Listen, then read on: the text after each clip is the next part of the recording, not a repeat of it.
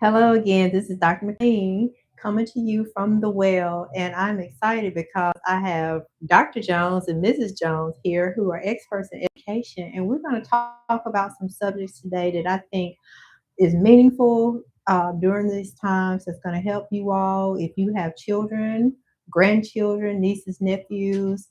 They're going to bring you information that I think will help you all. It's holistic. It touches on wellness, and I think we're going to have an exciting and great show today. So, first of all, I'm going to let them introduce themselves before we get started.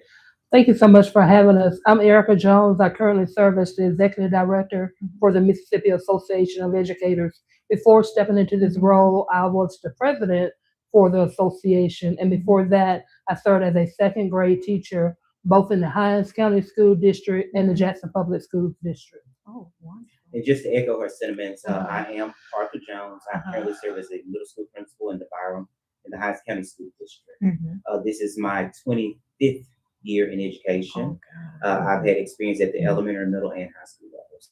And I'm an adjunct professor at Jackson State University. Okay, so you all have just a wealth of knowledge, and I know you've all seen a lot of changes throughout the years when it comes to education. So we're going to start out with how can I or the people watching support a child academically um, when school looks different from how it used to be when we were in school?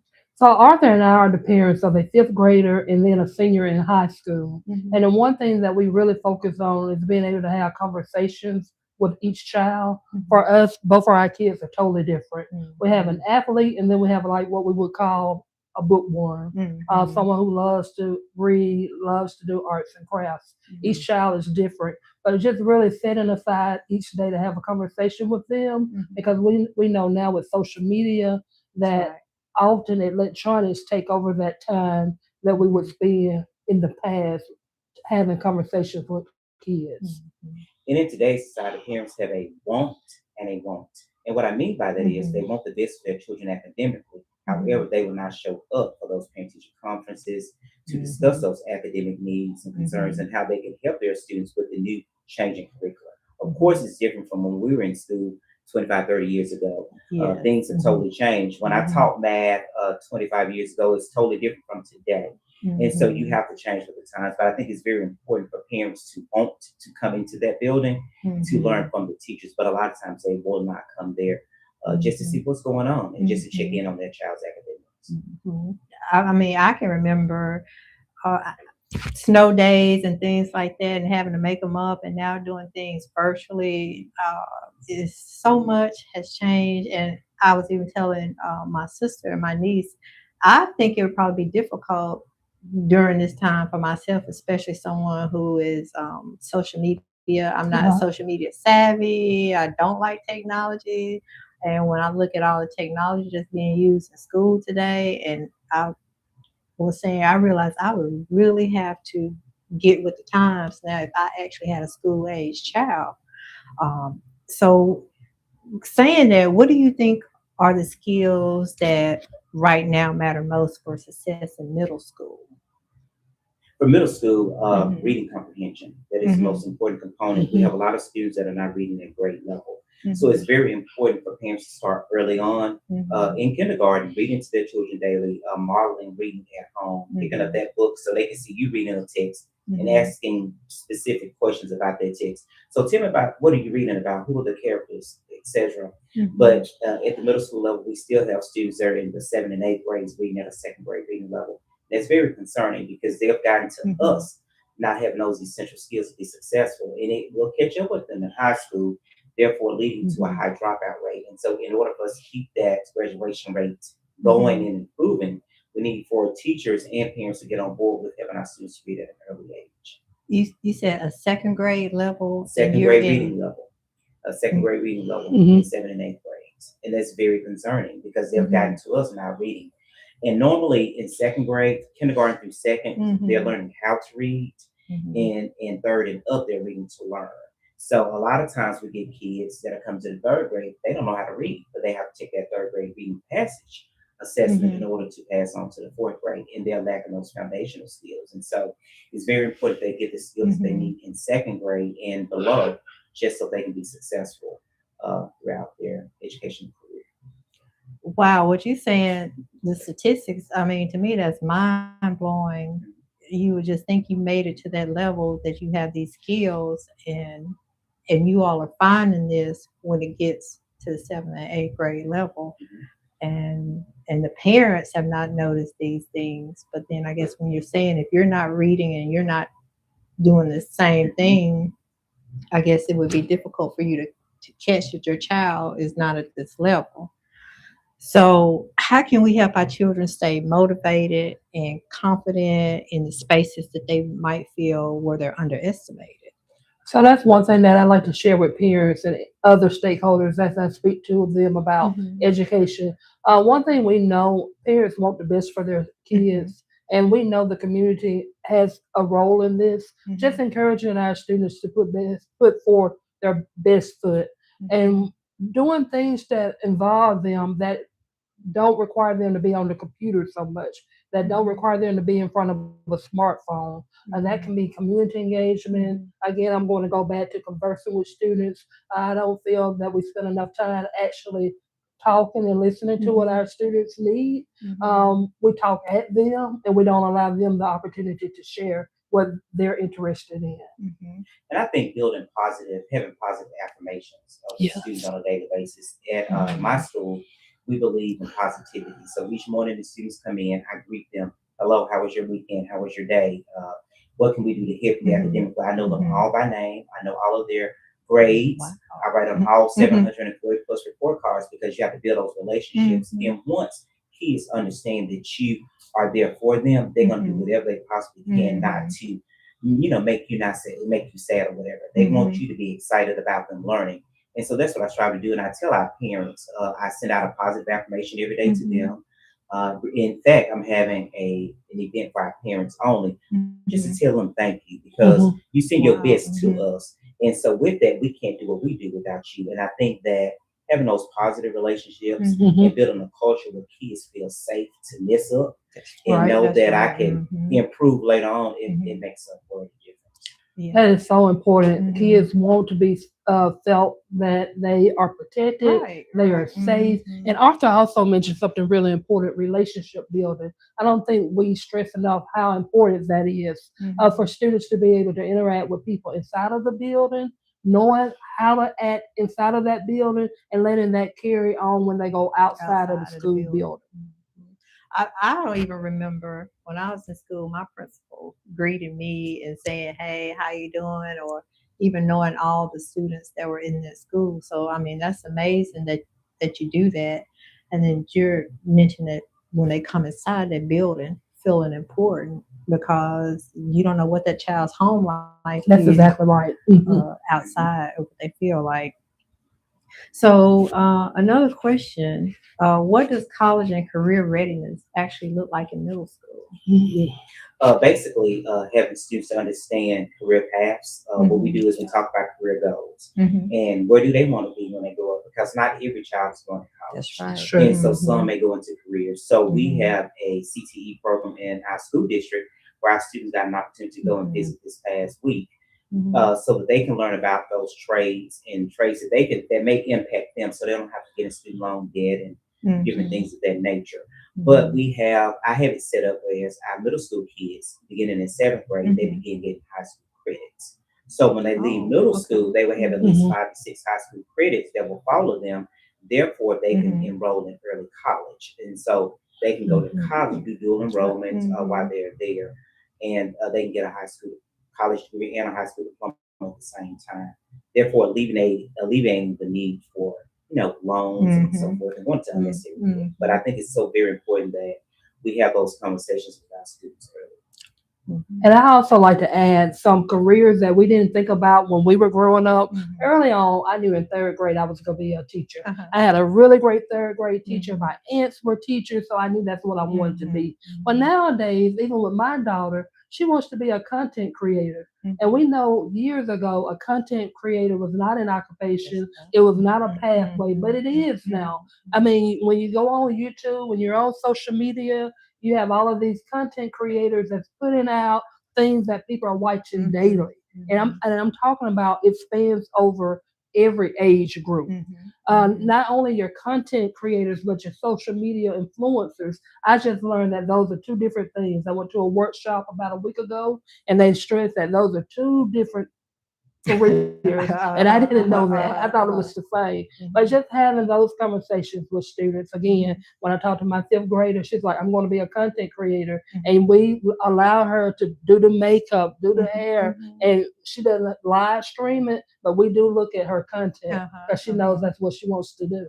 And when Dr. Jones, when you mentioned about the trades, my son is in the trade doing very well, a mechanic, and nieces, and I got another nephew, a welder, and different, and they are doing well offshore. And I just wish, and I hope I don't offend anybody, especially in the African American communities. I wish they would know that welders, plumbers, electricians, they make extremely good incomes, and I wish these trades were talked about more in our community or in all communities, so these children can know that you don't have to have a 4-year degree or a master's, PhD to have a comfortable living, take care of your family, take care of yourselves. And the same workshop that talked about content creators, it also mentioned that over the next 5 to 7 years, a plumber is going to be the number one money-making profession that doesn't require a college degree.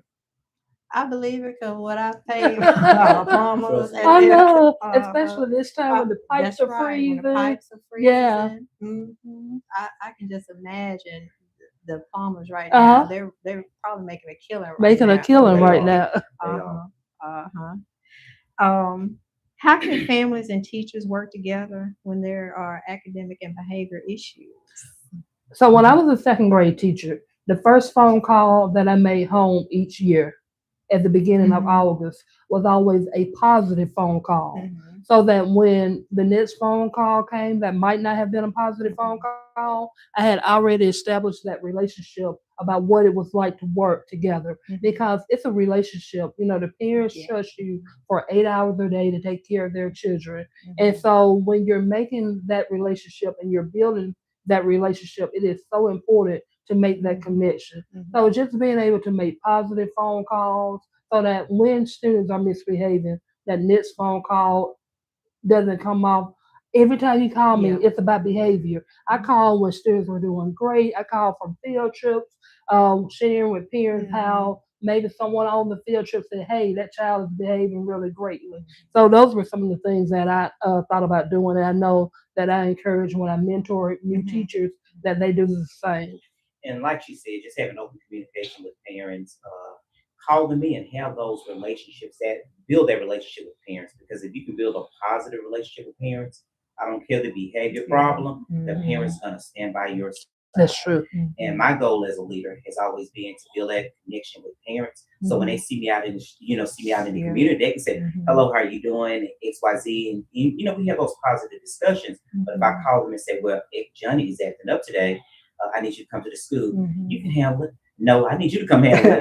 But you just have to have those relationships and communicate with parents often. Because a lot of times we think just sending home notes to parents, that's communication. That's not communication. You have to invite parents into your space, show them what you're teaching their children, and so they can help them. So it's all about academic achievement. If you don't have that, you're gonna have behavior problems, and you're gonna have students lacking academically. So that's one sure way to build a culture of learning. I think when I assumed my job last year, I was the fourth principal in 4 years. The school was totally out of control. Behavior problems, academics. The building the school was failing academically. And so I was given a charge to go in to correct that. But I had prior experiences with the parents because I was their principal in the 3rd through 5th grade building. So when I came to the school, all those parents, they gathered around me and they encouraged me and they gave me full autonomy to handle. Now when people handle children in the building, so now when they come to the school, it's totally different. Students walk on the 3rd block, mouse color, shirt tail stuck in the middle school. And people can't believe it. There's no talking. You cannot sag your pants in my building. No behavior problems. And we talk to them every day about their behavior. So as they come in, they get greeted. As they leave, they get greeted. So we want them to know that you belong here. So We went up. We was a few points away from a B-level school. This year, we're projected to be a B, possibly an A. But our parents and students both know the expectations. It's all about relationship building. And you have to have buy-in from the parents and the community in order for it to be successful. The teachers alone in the building can't do it. They need the community to support them, especially with their efforts that they're making. I mean, still, I applaud you. That was a monumental task that you were given to come in and do that, and you've done actually a 180-degree in that school system from just something simple that you mentioned, just having a relationship first, positive relationships that can open the door if there's some negativity that then that can lead to change in that. And I think that's profound what you all are saying here, and for the people who are actually listening about those relationships. Because I think sometimes parents can take things, you've heard all this positive, but then when not my child, Yes. and I know you've all heard that, Right. can't be my child because my child's an angel, or little Johnny is this or saint. And you know, you might be surprised where that relationship shows up. This past August, I had one of the hardest tests that I've ever had to do. I had to speak on one of my students' funeral, speak at the funeral. But this was a relationship that I had with this particular parent. I taught her child in 2003, maybe. So, like, over 20 years ago. But just having that type of relationship over the years, I can still remember what he wore on the first day of school, his behavior in class. And so when I spoke at the funeral, I was able to share that.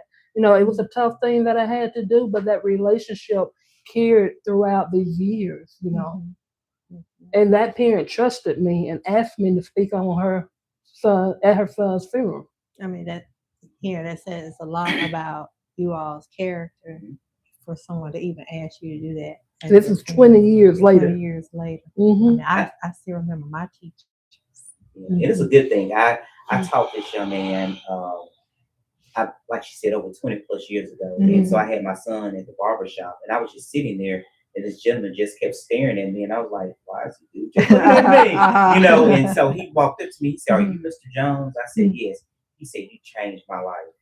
And then he told me, he said, I couldn't read. I was in your class, and you gave me no excuses. You said you can read. And now he's a successful entrepreneur. He has his own barbershop, and he's doing extremely well. But I was just shocked that he remembered me. And he turned to the other barber and said, this is the man I was telling you about. And I was just like amazed. You know, the kids still remember me when they have gotten older. I remember my first grade teacher. I'm glad I'm doing this because you all don't get the credit that you deserve. I remember my first grade teacher. I remember all of my teachers. I remember my science teachers. That's what got me interested in science and medicine, the Bittens and Brother Lang in math from Florence here. All these Florence teachers, some of them have gone on to glory and some are retired. But I always credit, I'm the little black girl from Florence when I went to medical school and all that, and I used to be, if it wasn't for them encouraging my love of science and even some of those chemistry classes and math classes, but it was kind of like the expectation, you will do it, you will get this. There was no you coming in and you're failing or anything like that. So teachers are very important in our society and our community, and I applaud you. I think it's a God-given talent that you all have. It's not for everybody. And there's a question too that I saw on here when we were talking about what we're going to discuss that I am very interested to hear you all's answer is, what does healthy discipline look like? So when we were in school, and this would be like the early 90s for me, you know, corporal punishment. Like you got in trouble, you went to the principal office and you got paddled. So we are far removed from that now. I'm not for sure we have many school districts in Mississippi that still offer corporal punishment. It might be a few out there, but when we start talking about discipline and what a healthy relationship looks like and what it would mean to have healthy boundaries we got to go back to that relationship piece. I don't think I can stress enough about how important it is to build that Mhm, relationship mhm, so that trust is factored in there, and it's a layer of trust so that when someone is misbehaving, you can go and correct that behavior mhm. because these are the citizens we are preparing for That's tomorrow. right. Like we're working with them right now. Like we Mhm, can't wait 5 years from now. We're working with them right now. So building that healthy relationship, just sharing some positivity mhm, and some things mhm, that matter, listening in to what students, because sometimes we get it wrong. We think we know mhm, what our students need, but sometimes you need to listen and ask questions mhm, around that. mhm. And I know you experience that often. Yeah, and I just echo a sentiments, Yeah. just having those Mhm, positive relationships mhm, and teaching them to take accountability for what mhm, they've done, for their actions. mhm, Have those open and honest conversations. Hmm. Talk to them about why did mhm. you do this? Give me a reason why. And I've Right. learned over the years that just giving those students that reason to tell you why has been beneficial. And they'll Mhm, turn around and tell you, I made a bad choice Hmm. and I mhm, deserve to be punished. And a lot of times I can just ask and they will mhm, tell me because mhm, we have that relationship. But at our mhm, school, one of our core traits is honesty. If you're mhm, honest, you will get more if you're not being honest. And so mhm, they know that you have to be honest. But having those relationships and mhm. teaching kids, it's okay to make a mistake, but you can't Yeah. make too many mistakes because Mhm, all of us have made a mistake before. But we have to mhm. own up to it Yeah. and take the Yeah. consequence. And so that's just why at my school we have limited. Before I got there, the month of January, we had 240 office referrals the prior year before me coming. Last Mhm, school year, we only had 40 referrals, which was good, which was mhm, amazing Hmm. mhm, because there was mhm. a shift. And those referrals were buses. They weren't classroom referrals. They were on the bus. Kids talking and moving Ah, about on the mhm, bus. mhm, But it's just building those relationships, letting kids know I genuinely care about you. I mhm, want the best for you, but I want you to want the best for yourself. You mentioned something that I want to bring up and mhm, for us to talk about also accountability. I don't know if society has moved away from that. Like, mhm, for example, when I was growing up with my parents, it was like you didn't question the teacher. Like, mhm, I could never imagine my mom and dad going up to the school and saying, Erica didn't do something. Like, mhm, even questioning the teacher if it mhm, was wrong or whatever. mhm, But going back to accountability, I think when we speak of parents as well as when we speak of students, we have to be accountable for actions. mhm, There's no simple way around it. We can't give people a pass. You have to be accountable. And I think sometimes we're preparing students to leave out, and we're not holding them accountable. mhm, Where we need to hold them accountable, that's at the school, that's at our mhm, churches and our communities. mhm, If you're at Walmart and you see someone misbehave, as a teacher, my first couple of years, if I was at Walmart and I saw any kid mhm, mhm, misbehaving, I mhm, was brave enough to go up and say, "Hey, don't do that." And I didn't care which school district, which mhm, school, I would do that. And I know people have kind of shied away from that now because parents kind of get upset when you mhm, correct action. mhm, But we got to get back to that mhm, because mhm. these are the kids that we are raising now are the ones who are going to take care of us. Why do you think, and I don't know the answer, you mentioned that parents even get mad at you correcting bad behavior or discipline. And I remember coming up, small town Hmm. Florence, you did something, your parents would know, everybody would know about it, and mm, you were allowed as a older person or an Uh huh. adult to discipline you. And then when you got home, you were still going to get disciplined Again. again.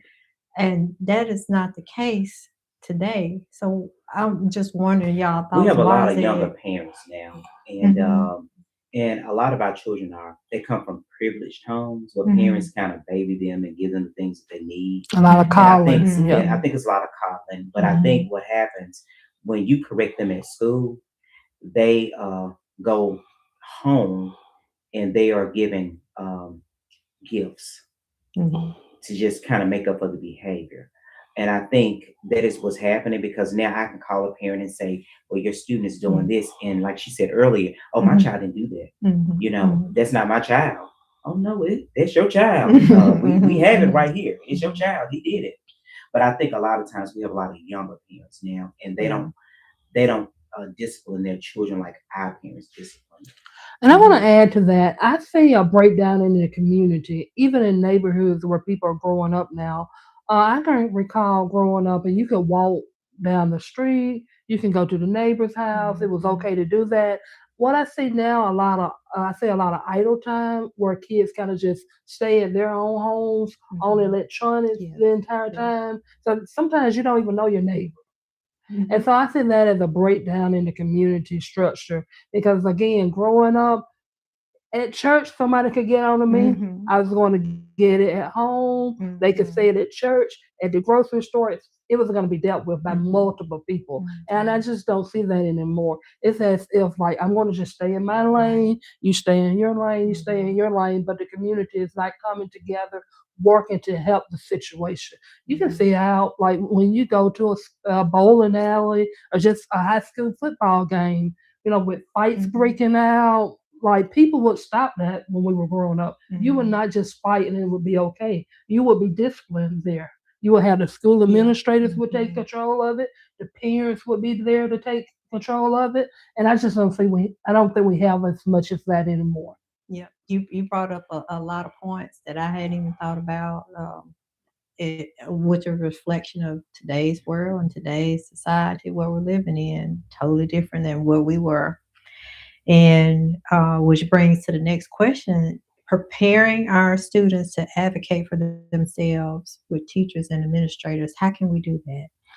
I read I read an article just a couple of days ago about not like putting hand over the mouth when students want to express themselves. Like sometimes, like for us growing up, it was children were to be seen and not Not heard. heard. We are Mhm. far away from that Mhm. now. And Mhm. I think that's a breakdown also because, like, even with my 10-year-old daughter, she's going to ask you why.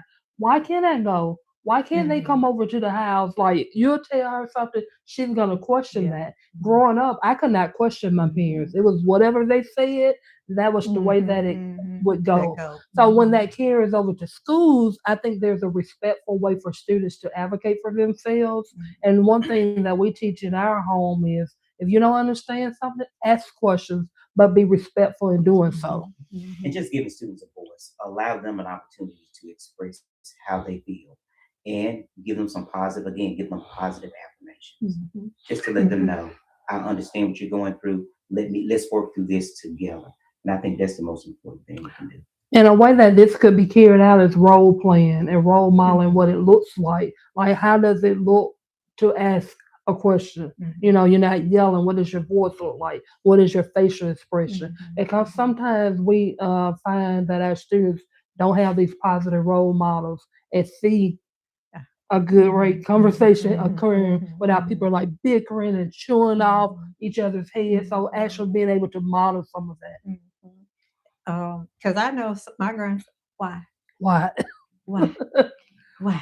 I'm They almost call through. Duchess. Yeah. Why? Why? And then eventually, cause I said so, So that's why. But you're right, for them just asking questions and being inquisitive is totally different from just being told to answer and get somewhere that's in a right. corner or go outside and play. Right.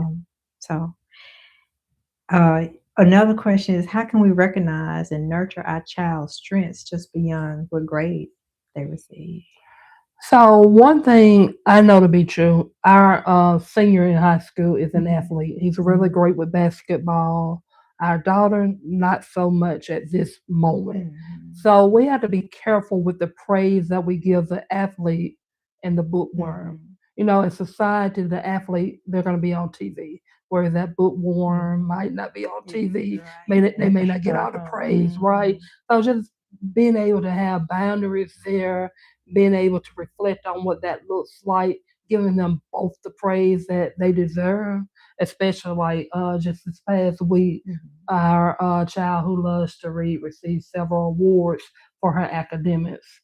Just this past week, our son, who's great on the basketball Mhm. court, received like some accolades for being a great teammate, player of the week, those types of things. Mhm. But being able just to see in each individual child what their strengths are, and then being able to encourage them. For example, for our child, the one who loves to read, who loves to craft, just providing her Mhm. with books and things for crafting.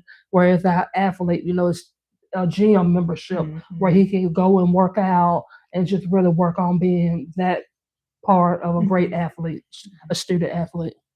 I mean, I think she answered it She all. did. She did. Um, is there anything maybe that you recommend for those households who might not be as fortunate or maybe have the, I guess, financial means to, or is it just more of just praising, just you doing a good job, I or you think more do? so praising them, letting them Mhm. know you're doing an amazing job. Even though, for example, if you're a D student, well, let's say Yeah, an Yeah. F Okay. student, yeah, and Okay. you Yeah. move up to a D, you're doing great. Yeah. yeah. Let's keep Mhm. it going. You're moving in the right direction. I think when kids hear those things, it makes them work even harder. You Yes. may have, like she said, our oldest son, basketball, athletic, Uh-huh. anything athletics, that's his thing. The young one, I'm too old. Mm. But at any rate, but Mhm. just keep building him up, telling him you're doing a great job, even though he's not doing some of the things we want him to do academically. He's still Mhm. making. He's that student that's going to give you the B. He's not going Mhm. to give you the A because he Mm-mm. doesn't want that. No. But he want Mhm. to focus on academics. But I Mhm. think just giving them praise and just telling them what a great person they are, they can continue to do well, and just encouraging them. Because if you don't encourage them, they're not going to do And a mantra that we live by is progress over perfection. Yeah. As long as Mhm. you're making an effort, even with our son, like he mentioned, he is not going to be that honor roll student. Mhm. We already know it. Mhm. He's going to do that. If it's due at 11:59, he's going to give it to you at Mhm. 11:58, maybe Mhm. 11:59 if the computer has not cut off for the assignment. But just Mhm. continue to stress progress over perfection. And I've had some patients, and these are adults. They their parents were either professionals or Hmm. this or that, and they consider themselves they just were average students, whatever. And it seemed like they still have, I guess, still emotional trauma from being compared to or not living Hmm. up to the same measures Yes. as their siblings were because they just didn't have the grades, or Hmm. they decided I don't want to go to college. it. And that's a I big want to fear do. for me. Mhm. In fact, when I taught second grade, my last year in the public schools, I would see students being compared to like an older sibling, Mhm. and I just know that disconnect that happens when that occurs. Mhm. It's not Mhm. great to make comparisons Uh-huh. because each individual they're going to do their own thing. Mhm. And it's not healthy to do It's that. Yeah, not. It's really not. And I not. just know, Mhm. like for our son, no one, even unto this day, knows that I'm an administrator. He Only hates people Uh-huh. find nobody out. knows that. Mhm. And so and we're in the same school district, none Oh, of his Mhm. teammates know that his dad is the principal at his school he because hates it. he hates it because he doesn't want you to put him on a certain level. That's right. He Hmm. wants to be Mhm. himself. Unlike our daughter, she She's gonna wants to let work everybody hard. know. So but he is one of those. He just wants to be himself. Even when he Hmm. was at Mhm. school with her, he Mhm. still rode the bus. He was with me from pre-K through second grade at the same school. And Mhm. when he would see me in the hallways, he would turn his head and I would not speak. Uh-huh. He did not Mhm. want people to know And he, because of that pressure. Like, Right. you're Mhm. Miss Jones' son. You should be doing this. You should. He hated that. and he was with me third through fifth, and no one knew I was his dad. No, yeah, he And did they not want found people out to one know. day he was walking outside and he was talking about his football game. And I was just so happened to walk behind the class, and he just Mhm. so happened to turn around. Dad, tell him I did XYZ. Uh-huh. And everybody turned around. That's your son. That's your daddy. Mhm. And so, but Yeah. it Yeah. happens. So, and for the listening audience to know, don't do that to your Mm, children No, I because hate that. uh, do not yeah, compare them. Do not because compare them. even as adults, then from the physician side, Uh, I'm hearing about that yeah. they're still talking about that. They're still talking about how they were being compared to. Hmm. So that carries a tremendous emotional weight on so many people, and sometimes it even affects, I think, the outcomes of how they become as adults, Yeah. even being compared to as children or putting that spotlight Hmm. and pressure on grades. So, Hmm. excellent question. And another question that was submitted: what should we do if our child says school doesn't feel safe, fair, or welcoming? I think that Oh, parents should visit the school often to see for themselves because when you walk into a building, you will know yeah. immediately the culture of that Mhm, building, how the mhm, office staff greet you when you walk in. I think Hmm. going to that school, visiting often, getting to know the people inside of that building because a lot of times you can hear stuff but if you have not experienced it, it's Mhm. not real. And so I tell parents to please come into the building, come and volunteer at the middle school, which that's uncommon. But I ask parents, I have an open door policy. I want you to Okay. come in to see Mhm. what we are doing here, because when you go out in the community, you can tell them, I saw this firsthand, Mhm. what's Mhm. happening in the building. But you Mhm. can't experience something. If your children are telling you it's not safe, go visit, see why it's not safe, Mhm. ask questions. And I tell parents all the time, I tell students, if something doesn't feel safe, if someone has done something Mhm. to you, go home and share with your parents. And your parents will come share with me, and we will work on a resolution. But I Mhm. think it's very important that you come to that school and visit just to see for yourself. Attend those PTO meetings, Mhm. attend those parent teacher conferences, just learn the culture of the school. Because if you don't know the culture, it's not going to happen. That reminds me of a time when I was teaching second grade, and I had a student who shared this with his parent. Mhm. He didn't feel safe. I had a follow up conversation to find out why. If they're a bully in the Yeah. classroom, because I did not tolerate that in my Mhm. classroom. We did not. We were a family when we walked in that door. I'm not saying we were jolly all Right. day Right. long, Mhm. but we treated each other with respect.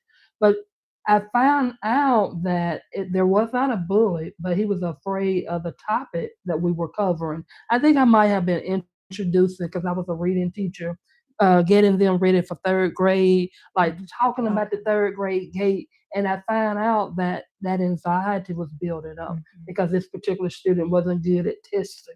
And so you hear early on the third grade gate, like if you Mhm. don't pass it, you're going to be retained. And it's a big test. Everybody talks about it. And Mhm. so just having that conversation, finding out, oh, he's afraid of this test that's coming up. These are some steps that we can take Mhm. to kind of relieve some of that anxiety that's being built up. Okay. And so, Mhm. Dr. Jones, but if a student says, I'm being bullied, how do you all handle that? Or what's your We protocol? have a protocol. So if a student is seeing that they're being bullied, we get a bully complaint form and we contact the parent. The student will fill out the information. I'll contact the parent to let them know that your child has completed a bullying complaint form. And I will let them know that we have Mhm. 24 hours to complete that investigation. And I do a thorough investigation with the other administrators and SRO in the Mhm. building.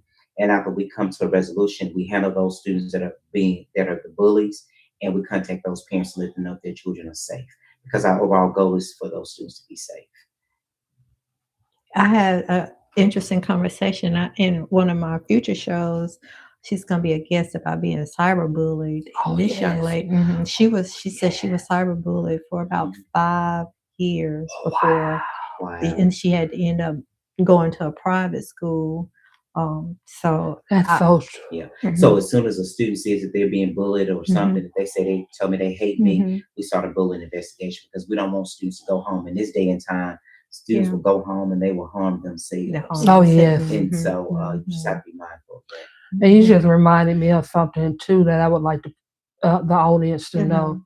Like when we give these kids the devices, the Yes. smartphones, Mhm, the iPads, whatever, it's up to us as parents to kind of monitor what's going mhm, on. Like mhm, looking through those messages and things, you would be surprised if you look through the history what you might find. And I'm mhm. speaking from experience. Mhm, mhm. I mean, I've heard that from other parents. I mean, I've heard that from my patients now who are young. I just can't believe some of the things that they do on social media. Absolutely. And girls are mean. Oh, Girls are really mean what Oh, they do. those Mhm, are. Oh, I can just still reflect over my mhm, years, like 20 years in the classroom. The mean girls. That mhm. is, they made a movie out of it. Right. It is true.